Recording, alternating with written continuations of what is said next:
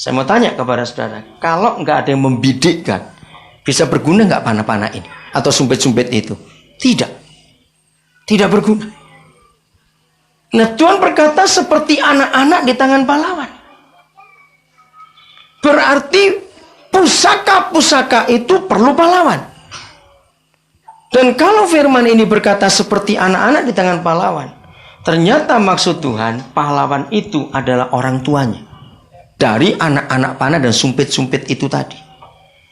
Nah, kalau Tuhan berbicara begitu jelas tentang anak panah, itu adalah anak-anak kita, dan kita adalah orang tuanya sebagai pembidik-pembidiknya, maka sebagai orang tua kita harus tahu, anak panah pertama kita itu sasarannya kemana? Anak panah kita nomor 2 sasarannya kemana? Anak panah nomor 3 kemana? Orang tua harus tahu. Saudara, tahun 70-an akhir, setelah dalam bulan itu saya menemukan begitu banyak kasus anak-anak menyakiti orang tua. Waktu itu saya belum menikah, saya masih terlalu remaja, tapi saya sudah melayani Tuhan. Lalu saya itu berdoa, Tuhan, saya yang masih remaja ini, saya belum pernah terpikir bagaimana kalau besok saya punya anak, lalu anak saya nyakiti saya. Saya belum terpikir karena masih jauh saya dari menikah. Jadi waktu saya ke Kalimantan Timur tahun 75, itu saya berumur 19 tahun. Tapi saya kasihan Tuhan melihat orang-orang tua disakiti oleh anak-anaknya sendiri. Bukan anak angkat, bukan anak tiri, itu anak kandung. Di banyak keluarga dalam pelayanan saya menemukan itu. Mereka datang kepada saya minta didoakan. Entah ayahnya atau ibunya. Saya keliling ke beberapa kota begitu. Lama-lama saya juga capek dan saya takut, Tuhan, mengapa ada anak-anak kandung, bukan anak angkat, bukan anak tiri, tapi bisa begitu menyakiti orang tuanya. Waktu saya berdoa, Roh Kudus tunjukkan ayat ini. Masih ingat Efesus 6, saudara? Senjata iblis adalah anak panah berapi. Nah, dengan ringkas Roh Kudus berkata, Daniel, setiap anak yang tidak di tangan pahlawan,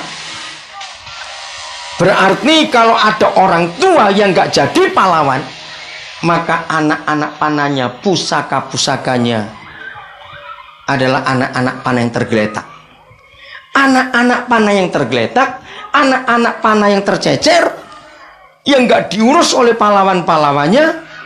Ingat 1 Petrus 5 ayat yang ke-8, iblis berjalan ke sana kemari berkeliling.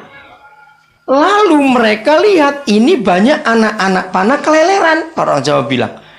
Dan iblis butuh sekali senjata panah. Maka setan ambil anak-anak panah itu. Maka yang pertama dia cari mana bapaknya anak-anak panah ini. Setelah setan panahkan anak-anak panah ke orang tuanya anak-anak panah itu, baru orang tua kesakitan. Ngeri sekali. Sejak itu, saudara, kalau ada anak-anak yang bikin masalah, saya nggak layani anaknya. Saya cari mana bapak mboknya ini tadi. Karena orang tua ini yang tidak bertanggung jawab. Sampai setan mengambil pusaka-pusaka itu tadi. Mengerikan sekali. Ayat 5, saudara perhatikan. Berbahagialah orang yang telah membuat penuh apanya? Tabung panahnya dengan semuanya, dengan anak-anak panah itu. Saya cari firman ini, apa artinya tabung panah? Dengar orang-orang tua, anak panah boleh hebat, kuat, runcing, tidak akan mudah patah. Tapi kalau nggak ada pembidiknya, anak panah itu pun nggak tahu tujuannya. Sekarang pembidiknya ada, tapi penyimpan anak panahnya, itu tabung panahnya tidak ada. Rusak juga anak panah itu. Maka saya tanya pada Roh Kudus, apa itu tabung panah? Begitu mengharukan. Ibu bapak anak-anak Tuhan, perhatikan ini. Tabung panah itulah keharmonisan orang tua. Orang tua yang harmonis itu membuat tabung panah nggak cepat karat kena udara, nggak melengkung, nggak nekuk, nggak bengkok. Kenapa? Karena dilindungi dalam tabung panah itu. Begitu orang tua goyang sedikit, begitu orang tua terjadi sesuatu sedikit, maka akan ada kekacauan dalam keluarga itu. Anak-anak panah gelisah semua. Maret 95. Waktu itu kami suami istri dari kota Sydney di Australia. Baru saya terbuka sebuah rahasia dari Pengkhotbah 4 ayat yang ke-11. Terus terang kalau saya khotbah perkawinan, Pengkhotbah 4 ayat 9 sampai 12 saya khotbahkan. Masih ingat? Berdua lebih baik daripada sendiri. Karena kalau yang satu jatuh, yang satu bisa mengangkatnya. Lalu ayat yang ke-12 paling hebat dikhotbahkan. Tali 3 lembar tidak mudah diputuskan. Itu soal perkawinan. Kenapa mesti 3 lembar? Karena manusia itu terdiri dari 3 bagian, roh, jiwa, dan tubuh. Nah, perkawinan itu harus melibatkan roh, tali pertama, jiwa, tali kedua, tubuh, tali ketiga. Nah, dunia selalu melihat tali ketiga dulu, bentuk tubuh, masalah seks yang dipikirkan dulu. Tali ketiga tidak begitu penting, sebab ketika orang-orang itu sudah usia lanjut, tidak bisa berhubungan seks lagi. Tapi tali yang pertama dan tali yang kedua itu yang kekal dalam perkawinan. Maka itu kalau 3 lembar tali diikatkan jadi satu, perkawinan itu kuat. Nah, ayat 11 saya nggak pernah khotbah, maaf. Karena buat saya agak cabul ayat itu. Dikatakan kalau orang tidur berdua kan jadi panas. Bagaimana kalau sendiri saja? Saya pikirin ngomong apa firman ini? Jadi tiap kali saya khotbah Pengkhotbah 4, 9, 10 saya baca, 11 saya lewati, 12 saya baca lagi. Baru Maret 95, saudara. Luar biasa. Bulan itu saya suami istri mengalami begitu banyak masalah, anak-anak sakit dalam rumah tangga orang-orang itu. Jadi kami itu pakai cara seperti dokter. Maka itu hamba Tuhan boleh pakai cara ini. Buatlah jurnal bulanan.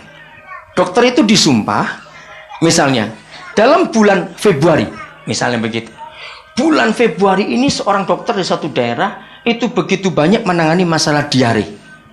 Maka begitu bulan itu ditutup, dia lihat jurnalnya berapa banyak yang sakit, sakit apa? Wah, ini bulan ini diare. Maka dia harus konsultasi dengan rekan dokter di wilayah itu. Kalau sampai ada 3 dokter di wilayah itu, ternyata pasiennya juga diare, maka mereka berkesimpulan ini wabah di daerah kita dan mereka harus lapor ke pemerintah. Nah, saya pakai cara itu dalam pelayanan. Saya selalu ngecek dengan teman-teman sesama hamba Tuhan, bulan ini kasus apa yang paling banyak kamu alami? Nah, bulan Maret 95 itu saya banyak ngalami kasus anak-anak sakit dalam keluarga. Dan sakitnya aneh-aneh. Nah, terus kami dua suami istri berdoa. Istri saya juga bingung, kenapa bulan ini begitu banyak anak sakit?